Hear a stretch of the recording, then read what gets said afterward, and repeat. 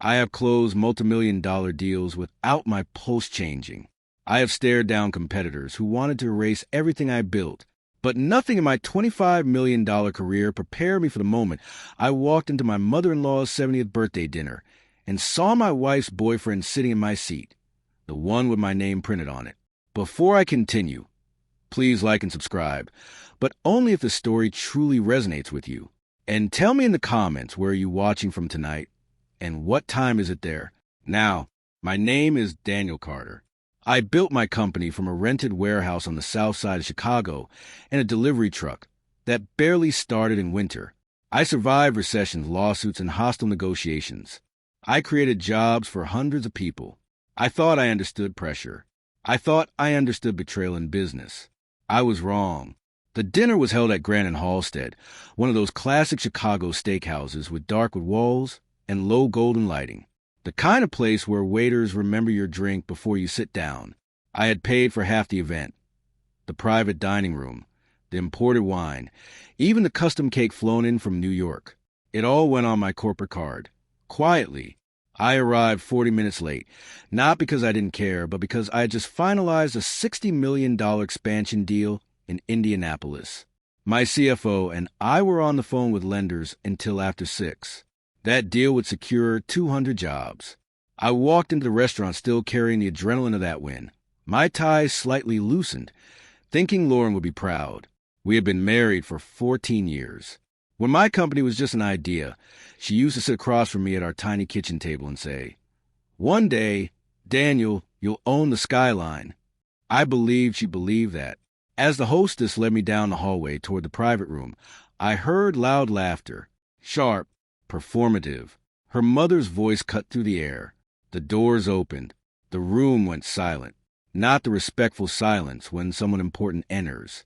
The kind of silence when a secret has just been exposed. The table was round, set for 12.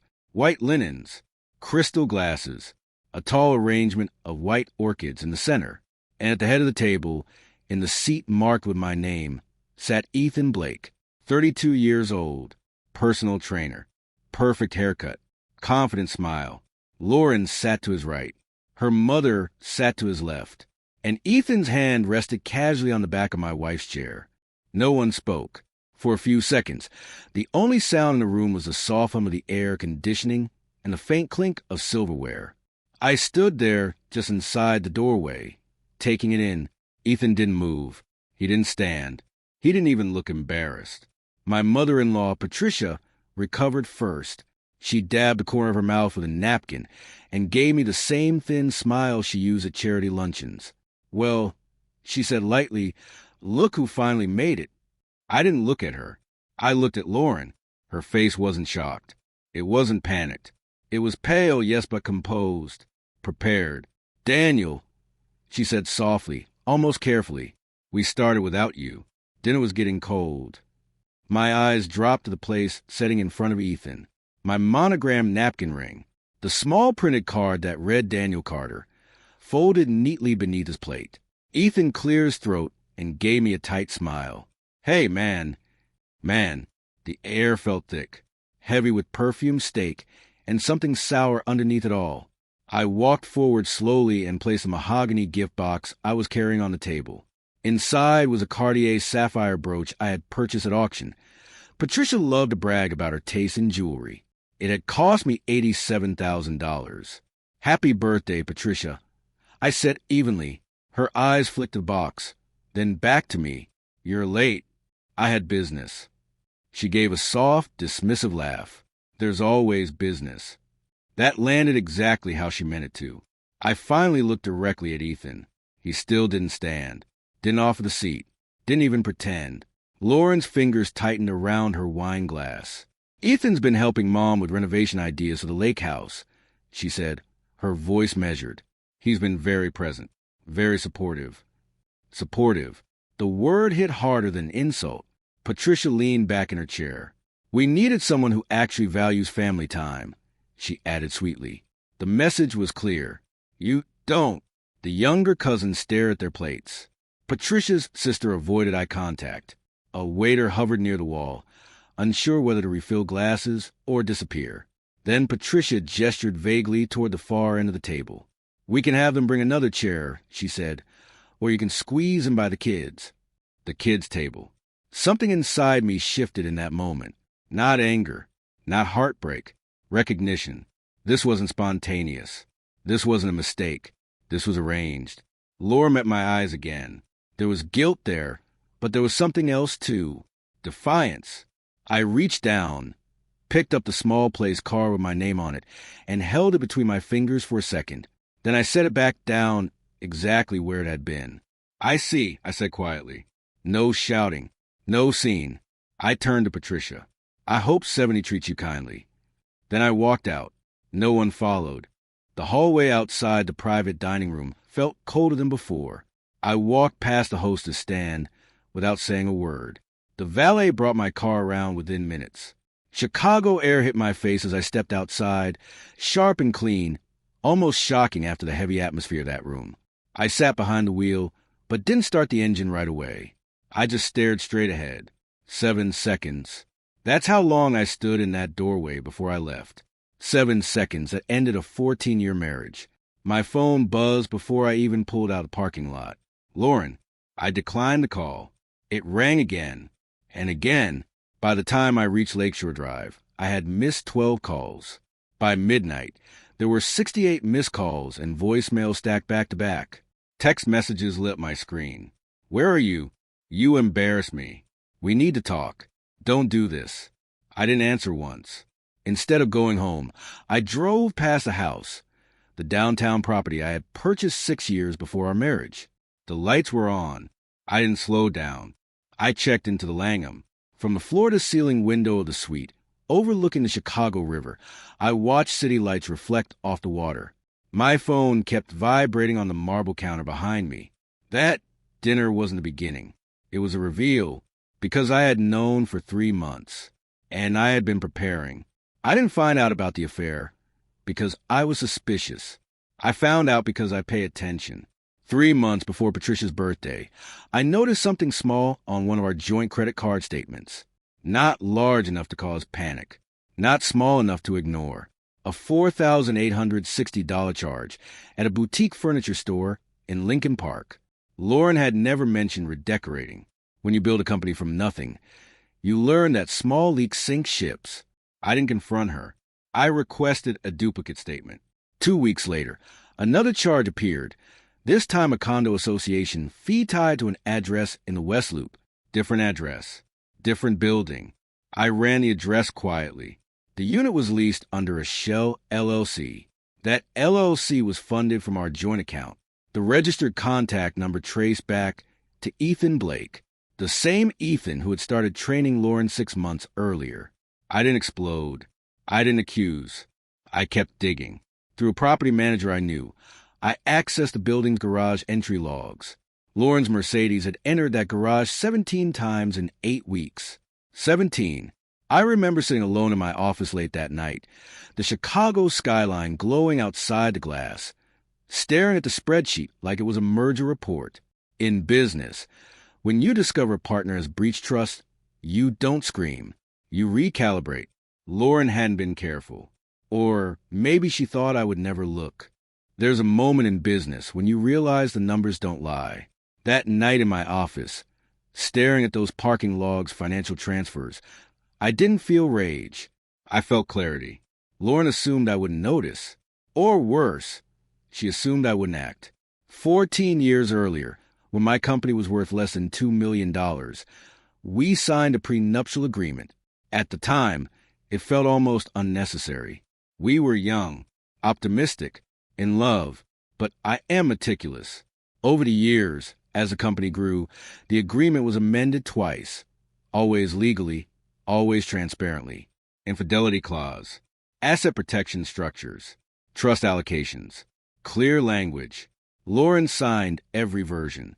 Once, she laughed and said, "Daniel, who exactly are you planning to cheat with?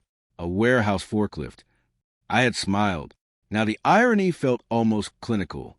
3 months before Patricia's birthday dinner, I hired a private investigator, former federal, quiet, efficient, expensive $40,000.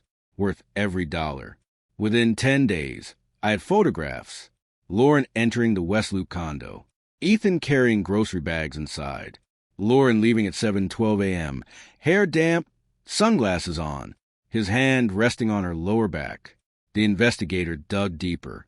Ethan's financial history surfaced quickly. Maxed out credit cards. 2 civil suits for unpaid personal loans. A pattern of attaching himself to affluent, older women. Predatory behavior wrapped in charm and cologne. I should have been furious. Instead, I felt something colder. Disappointment. Not just in her. In myself. For 14 years, I believed stability meant loyalty. I believed that providing security meant providing safety. I thought if I built enough, gave enough, protected enough, nothing could break. But comfort can create entitlement. And entitlement, mixed with insecurity, becomes resentment. Lord had grown quieter over the past 2 years. My company expanded aggressively. My schedule became relentless. I brought her on trips when I could. I bought the lake Hal's her mother adored. I paid Patricia's medical debt when insurance denied coverage. I thought I was building a fortress. Maybe she felt trapped inside it. Still, betrayal is not therapy. It is choice. 2 months before the dinner, I tested her. How's Ethan working out? I asked casually over breakfast. She didn't look up from her phone. He's great, motivated, driven. Driven toward what? I asked lightly. She shrugged. Some people want more than a 9 to 5, Daniel. There was an edge in her tone, an accusation disguised as commentary. I let it pass. That same week, I instructed my CFO to begin restructuring certain assets under the pretext of tax efficiency. Consulting fees were moved into a holding company created before our marriage. Investment dividends were redirected into a board-managed trust. Legally airtight. I wasn't stripping her of everything. I was insulating myself. 1 week before Patricia's birthday, the investigators sent a final report. It included audio, Lauren's voice inside the condo. I'm tired of being invisible, she said. Ethan's reply was smooth. You deserve someone who actually sees you. I replayed that line several times. What does being seen really mean? Being admired? Validated? Desired by someone less intimidating? I closed my laptop and poured a glass of bourbon. I didn't confront her. I waited, because public humiliation is rarely impulsive. It's strategic. Patricia had never liked me. Not because I was cruel, not because I was careless, because I was self-made. Her late husband had inherited wealth. I built mine from nothing. I never asked for her approval, and that bothered her more than any argument ever could. When the formal invitation arrived for her 70th birthday dinner, black tie required, I noticed something interesting. Ethan Blake's name was listed under family friend. I almost declined. Instead, I decided to attend, not to create a scene, to confirm how bold they were willing to be. When I walked into that room and saw Ethan sitting in my seat, I wasn't shocked. I was vindicated. That seat wasn't about comfort. It was a declaration. You are replaceable. Lauren didn't object because she believed I would tolerate it. For reputation, for appearances, for marriage. But when a partner attempts a hostile takeover of your identity, you respond decisively. Standing in that Langham suite that night, watching the river move steadily below while my phone kept vibrating across the marble counter, I understood something clearly. I was no longer her husband. I was her liability.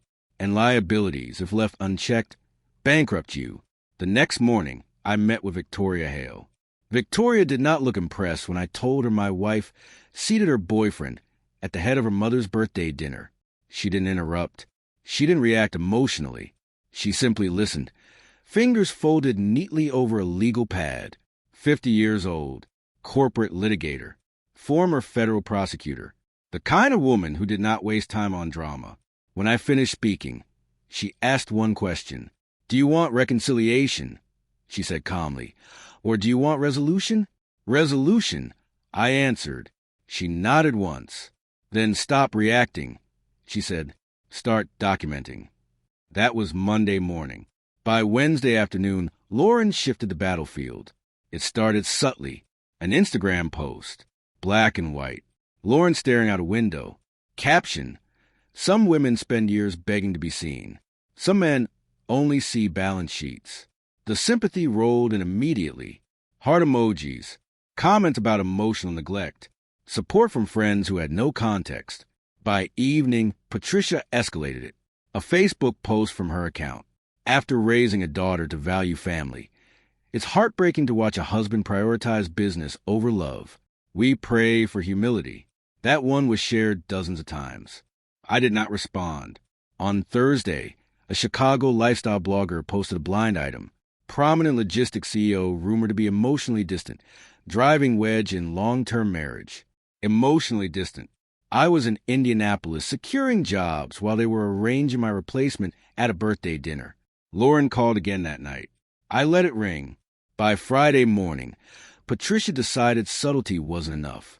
At 11:40 a.m., while I was reviewing quarterly projections on the 23rd floor of Carter Logistics, my assistant knocked urgently. "Mr. Carter," she said quietly, "your wife and her mother are downstairs." I closed a folder in front of me. So the spectacle was moving to my building.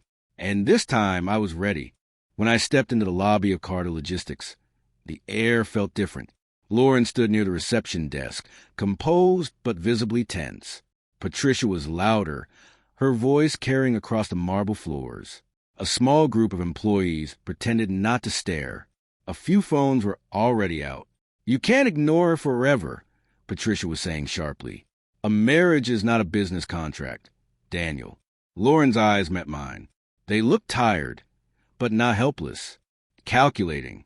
"Daniel," she said softly, "we need to talk. We can schedule something through counsel." I replied evenly. Patricia's mouth fell open. "Counsel? What is this, a supplier dispute?" There were cameras recording now. I saw it. Lauren took a small step closer. "You walked out of my mother's birthday dinner and haven't come home," she said. "People are talking. You're humiliating me." I held her gaze. "You humiliated me first." Her jaw tightened. "You're overreacting." "Am I?"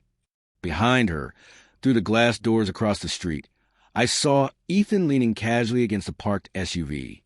Sunglasses on, arms crossed, observing. He didn't approach. He watched. Patricia raised her voice again. 14 years, Daniel, and you can't even sit through one dinner because a guest took your seat? What kind of husband does that?" "Guest," I repeated quietly. Lauren's voice dropped lower. "So that's it? You're just done." "I'm handling it." "Handling what?" "Our restructuring." Patricia scoffed loudly. "Listen to him. He talks about his wife like she's inventory." I turned calmly to the receptionist. "If they refuse to leave, please have security escort them out." A ripple of gasps moved through the lobby. Lauren stared at me, disbelief mixing with anger. "You're going to regret this," she whispered. "Maybe," I said quietly, "but regret is cheaper than humiliation." They left 10 minutes later. Within an hour, the video was online, clipped carefully, edited strategically. It showed me standing still while security approached. It showed Lauren looking wounded. It did not show Ethan across the street. It did not show the birthday dinner. The narrative shifted quickly, cold, controlling, emotionally abusive. By evening, my board requested an emergency meeting. I sat at the head of the long walnut table in the executive conference room. 8 directors, 2 legal advisors. "I'm aware of the rumors," I began calmly. "They are false, and they are strategic." One director leaned forward. "Strategic how?" "My wife has been engaged in an extramarital relationship for at least 3 months. I said plainly. "I have documentation." Silence. I slid a folder across the table. Photographs, financial transfers, condo lease agreements, LLC registration linking funds to Ethan Blake. "I have not responded publicly," I continued, "because escalation benefits no one. But I will not allow this company to be weaponized in a domestic dispute." Another director spoke quietly. "Are we exposed?" "No." "And your plan?" "I will release a control statement next week." That night, Lauren called again. This time, I answered. "You had security escort my mother out," she said, breathing hard. "It's my building." "Exactly," she snapped. "Everything is yours." That's the problem. No, I replied quietly. The problem is you thought I wouldn't notice. Silence. Then softer. You weren't supposed to find out like this. Like what? She hesitated. Ethan was temporary. I laughed once. Temporary. You brought him to your mother's birthday dinner. I said. She thought it would force you to. To what? To care. You don't fix neglect with betrayal. I said calmly. You neglected me first. The accusation hung heavy. I'll be filing. I said finally. For what? She whispered. Divorce. Her inhale was sharp. You won't win, she said. People already think you're the villain. Public opinion is fluid. I replied. Evidence is not. Then I ended the call. The following Tuesday at 10 a.m., I stepped into the Carter Logistics media room. No dramatic backdrop. No flashing lights. Just a podium, a long table, and a large digital screen behind me. I didn't invite gossip bloggers or social media influencers. I invited business reporters, people who respect documentation more than emotion. At 9:47 a.m., Victoria walked into my office holding her tablet. They're here, she said. Who? Lauren, Patricia, and Ethan. I buttoned my cuffs slowly. Let them in. Victoria studied me for a second. You're sure? Yes. If they want a stage, I would give them one, just not the one they expected. When I entered the media room at exactly 10 a.m., the low murmur of reporters stopped.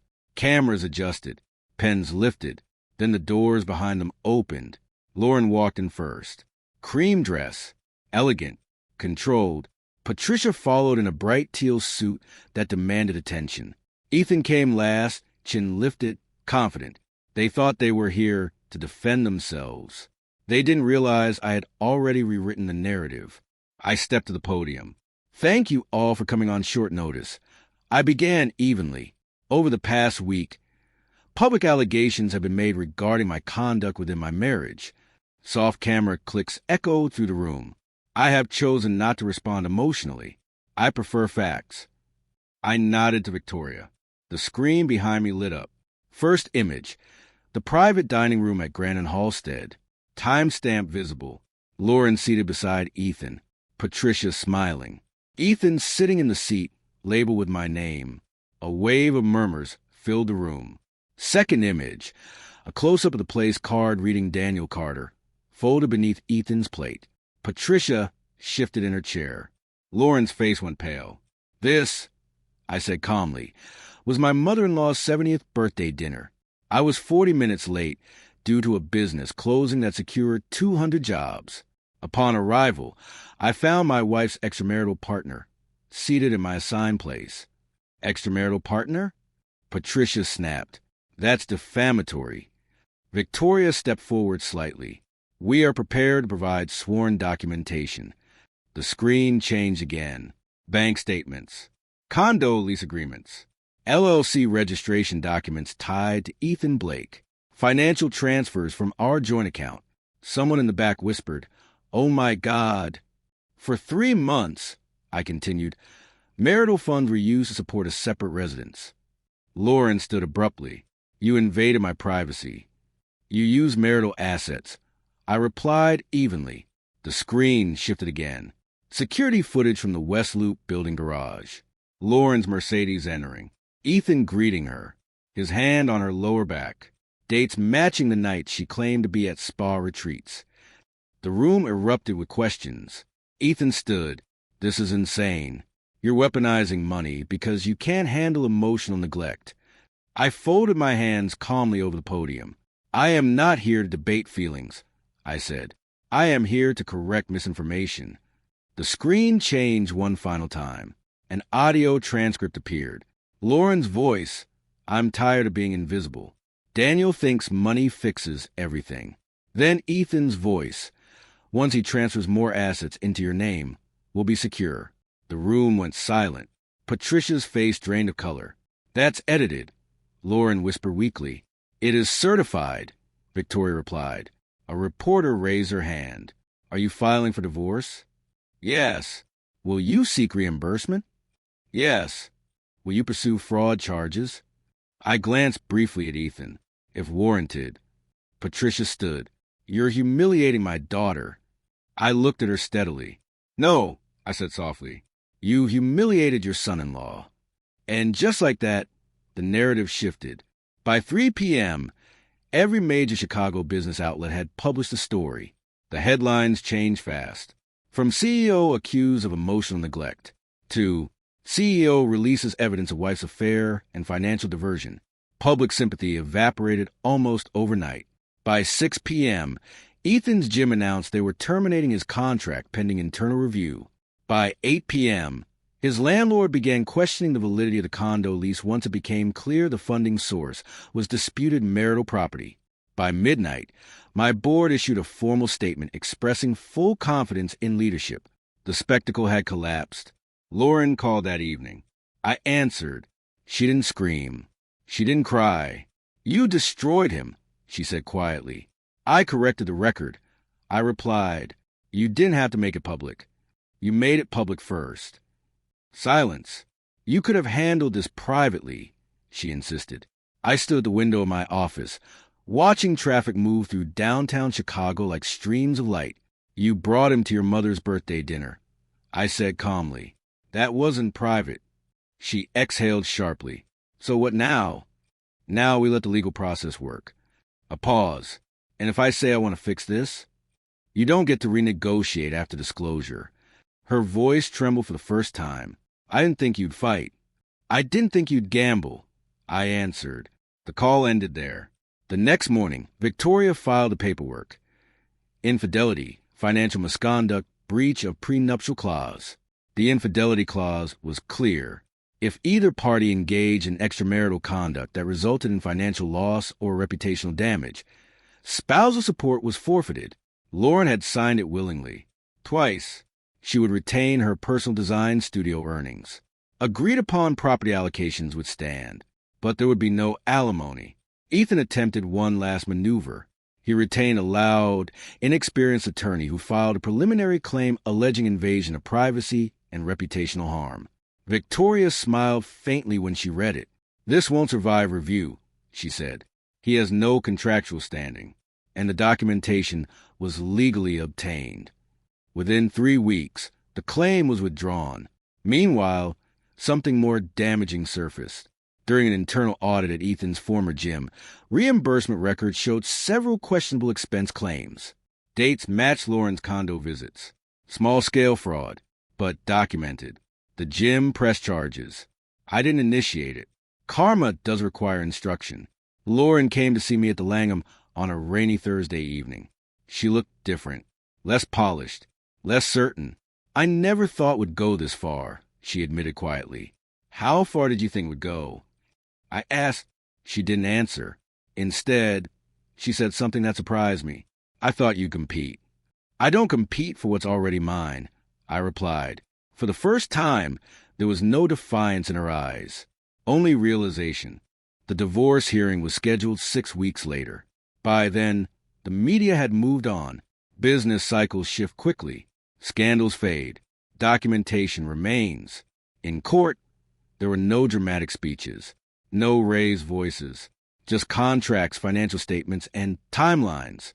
The judge reviewed the prenuptial agreement carefully, the infidelity clause, the financial transfers, the documented misuse of marital funds. The ruling was direct. Divorce granted. No alimony. Reimbursement required for diverted assets. Legal fees assigned proportionally. Lauren didn't look at me when we walked out of the courtroom. Patricia did. Her glare was sharp, but it carried no power anymore. I felt no victory, only clarity. But collapse rarely ends neatly. 3 weeks after the divorce was finalized, Ethan resurfaced, not in Phoenix, as rumors suggested. In Chicago, he showed up at Carter Logistics at 8:15 a.m. on a Monday, just as employees were arriving with coffee cups in hand. Security called me immediately. He says he has information that could damage the company. The head of security said, "Of course he did. Bring him into the conference room." I replied, "Have Victoria present." Ethan walked in with forced confidence. The same posture he had at the birthday dinner, but thinner now, edges frayed, eyes restless. "You're looking well, Daniel," he said casually, sitting without invitation. "State your purpose," Victoria said before I could respond. He leaned back. "I'm willing to settle." "For what?" I asked. "For defamation." "You withdrew that claim," Victoria said evenly. "That was procedural," he replied. "Be specific." He slid a flash drive across the table. "There are recordings," he said. "Conversations. Lauren venting about your controlling tendencies. How you isolated her financially." Victoria didn't touch the drive. "Were these recordings obtained with consent?" she asked. He hesitated. "That's irrelevant." "It's entirely relevant," she replied. He shifted strategies. "You think your board wants to hear that you monitored your wife, that you hired investigators?" "I did nothing illegally," I said calmly. He leaned forward slightly. $50,000, he said, "and I'd disappear." Victoria's expression didn't change. "Extortion is a federal offense," she said quietly. Ethan's jaw tightened. "It's compensation." "For losing?" I asked. He stood abruptly. "You'll regret this." "Perhaps," I replied evenly, "but not financially." Security escorted him out. Victoria waited until the door closed. "He's unraveling," she observed. "Desperate men make loud mistakes," I said, and he did. 2 days later, a minor online outlet published a sensational article based on his recordings, but the audio was poorly edited, clearly obtained without consent, and it contradicted his earlier claims. Victoria responded immediately. Cease and desist letters. Formal complaint. Notice of unlawful recording. Within 48 hours, the article was removed. Retraction issued. Ethan's last leverage disappeared. That night, Lauren called again. "He tried to use me," she said quietly. "I know," I answered. "I'm sorry." For the first time, it sounded real. "I believe you," I said. There was no anger left, only distance. Measured, final. Life didn't explode after that. It stabilized. 6 months passed. The company expanded into 3 additional Midwestern hubs that quarter. We secured a federal logistics contract that would stabilize revenue for the next decade. The board unanimously appointed me chairman, a role I had delayed for years because I believed balance at home mattered more than title. Victoria was in the boardroom when the vote passed. She didn't clap. She didn't overreact. She simply nodded once, professional and composed. Later that evening, we were alone in my office reviewing compliance reports. "Congratulations, Chairman Carter," she said dryly, handing me a pen. "Don't start," I replied. She gave the faintest smirk. Silence settled between us, not awkward, not charged, just steady. For months, our conversations had revolved around filings, depositions, enforcement motions. Now there was no crisis left to manage. "You don't have to keep scheduling these check-ins," she said lightly. "Legally speaking, you're stable." "I prefer stability," I answered, "in all areas." She studied me for a moment. "You've been stable for a long time, Daniel," she said, "but you haven't always been open." The word lingered. Open. Control is armor. Armor is heavy. 3 weeks later, she invited me to dinner. Not business, not negotiation, just dinner. A small Italian restaurant on the north side. No press, no board members, no performance. We talked about her years as a federal prosecutor, about my first warehouse, about her failed engagement in her early 30s, about doubts I had buried early in my marriage. There was no competition, no subtle power struggle. She didn't need my money. I didn't need her validation. For the first time in a long time, I wasn't offending anything. Months passed quietly. Lauren rebuilt her life. She sold the portion of the downtown house allocated to her and moved into a smaller condo. Her design studio grew modestly through independent contracts. We spoke occasionally, civil, brief. No hostility left. Patricia moved into assisted living near Lake Geneva after refinancing her home to manage accumulated debt. I did not interfere. Ethan faded completely. The last I heard, he was working freelance out of state. 1 year after that dinner, Victoria and I attended a corporate gala. White linens, head tables. For a moment, I remembered the birthday dinner. Then the memory passed. Victoria reached for my hand, not for attention, just because she wanted to. Later that evening, she leaned closer. "You never tried to impress me," she said quietly. "I don't perform well under that strategy." I replied. She smiled. "Good. I don't need to be impressed. I need to be respected." "I respect you," I said honestly. "And I respect you. No rush. No spectacle. Just recognition." 2 months later, on a quiet autumn afternoon overlooking Lake Michigan, I asked her a simple question. "Would you consider building something with me?" She studied me carefully. "Equal footing?" she asked. "Always." "No rescues?" "No rescues." "No power plays?" "Never." She extended her hand. "Then yes." That winter, the board officially announced our expansion into international shipping quarters. The press described me as resilient. They missed the point. Resilience wasn't what defined that year. Clarity did. Clarity about boundaries, about respect, about the difference between providing and being valued. Sometimes people ask me quietly, privately, if I regret not fighting harder for my marriage. I tell them this. You don't fight for something that's already been traded. You protect what remains. And sometimes what remains is your dignity. If you've ever walked out of a room where you were meant to be diminished, if you've ever chosen silence over spectacle, I want you to know something. Calm does not mean weak. Strategic does not mean cold. And walking away is not losing. It's choosing yourself. I'd like to know, have you ever faced a moment like that? A table where you realize you were being tested. Leave a comment below and tell me where you're watching from. We share stories like this every day about strength, consequences, and rebuilding with clarity. Subscribe so you don't miss the next one. Let's keep walking forward together.